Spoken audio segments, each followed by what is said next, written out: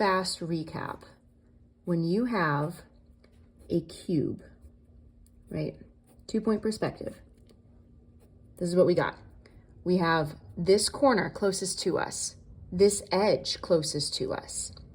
These edges that go back in space to show depth, they have to fan. So that means that they hug each other a little bit. They get a little bit closer together the further away they go from us because they're going to the same vanishing point. The vanishing points, 2-point perspective, so there's 2 of them, they're off screen. So we're just gonna indicate that they are there by the edges of our cube and making sure that these edges are not parallel, but the bottom one fans upper a little bit more because they need to look like they're going to the same vanishing point. The same principle applies to up here. This needs to fan to become closer to this guy. They can't be parallel. And this edge and this edge, this top one needs to fan a little bit closer too, right? Okay, so that's what we got here. What I'm gonna branch off of is this top plane right here. We've got our 2-point perspective cube.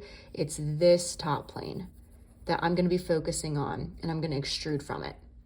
All right, so let's start off with that plane. I've got that corner closest to me.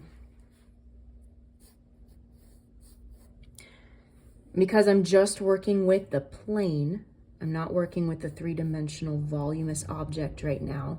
I'm just gonna have the dot, not the edge line. I'm gonna go back at an angle, stop wherever I want to, stop wherever I want to. Now this guy, this edge I'm about to draw, can't be parallel to him. He's got a fan, he's gotta get a little bit closer.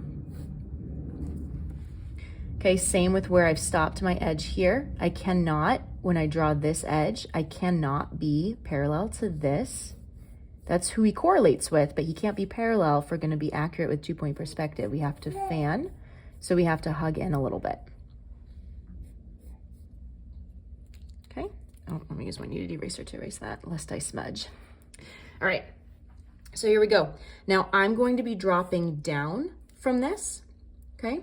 So I need to choose where my mirroring line is gonna be. So what I'm gonna do here is I then am going to draw a 2-point perspective box.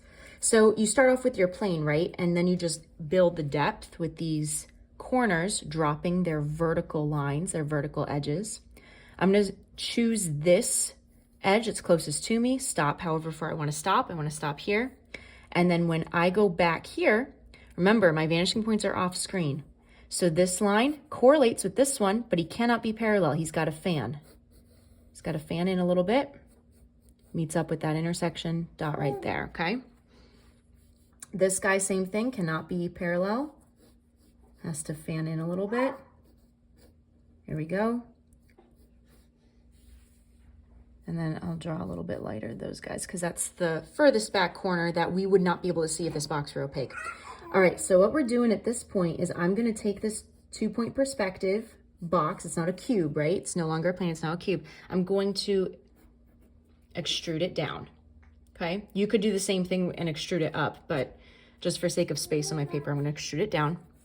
Therefore, I'm gonna use this as my mirroring line right here. Boop, boop, boop, boop, boop, boop, boop, boop, boop. Sorry, there's baby sounds in the background.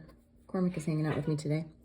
All right, so we have this. We've got our mirroring line. Mirroring line, awesome, awesome.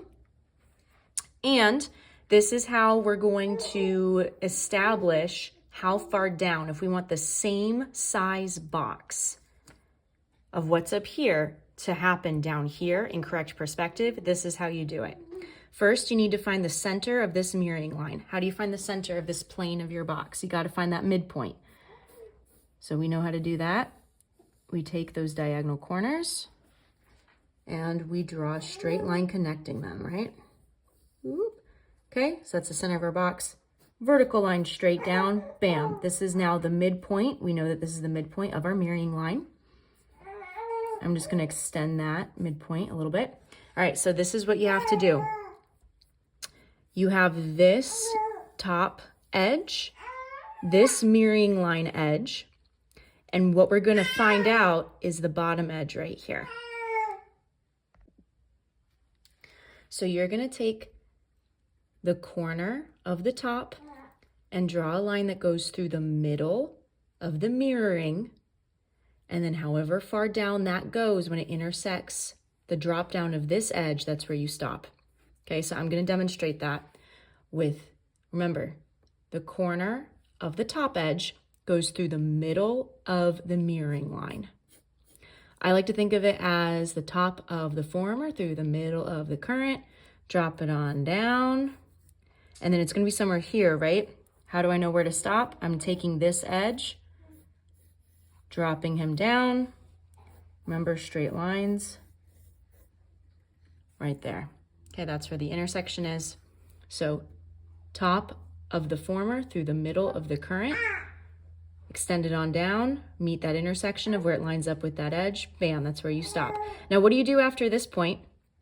I'm now going to take this bottom edge of my newly extruded box, and I need to take this edge line, and it can't be parallel, it's gotta keep fanning, right? So it's gonna fan in this direction, just like that. Is that straight? There we go. Very good, okay. All right, same thing here, straight, dropping this guy down from this corner point.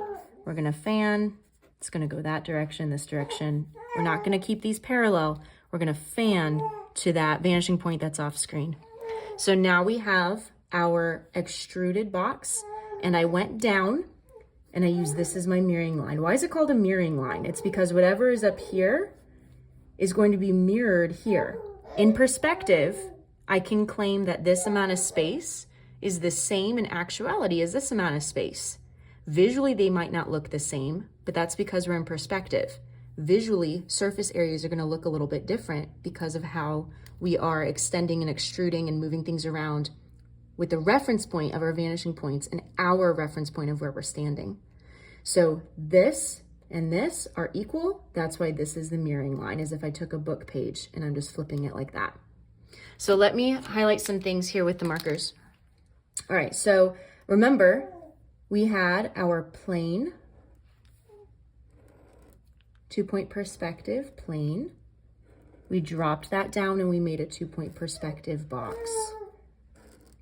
Remember, we took those edge lines and we fanned them so that they're not parallel to what they correlate with. They get a little bit closer in, right? All right, so then we took a side. I just took this side. I found the middle. I crossed the corners. I found the middle. Dropped that down to find the middle of our mirroring line. Let me make that mirroring line a different color. I'll make it purple.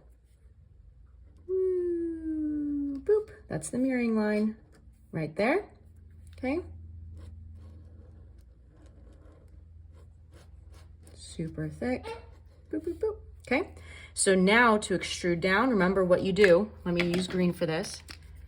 You take the top corner of the top edge through the midpoint of the mirroring line. Right there. Straight line down. And where do you stop? You stop where it lines up with the vertical edge extending straight down right there. And then from this point, you fan that edge line, meaning you just hug it a little bit closer. And you're gonna stop there where it meets up with this straight vertical edge, just like that. Bringing us to an entire huge box,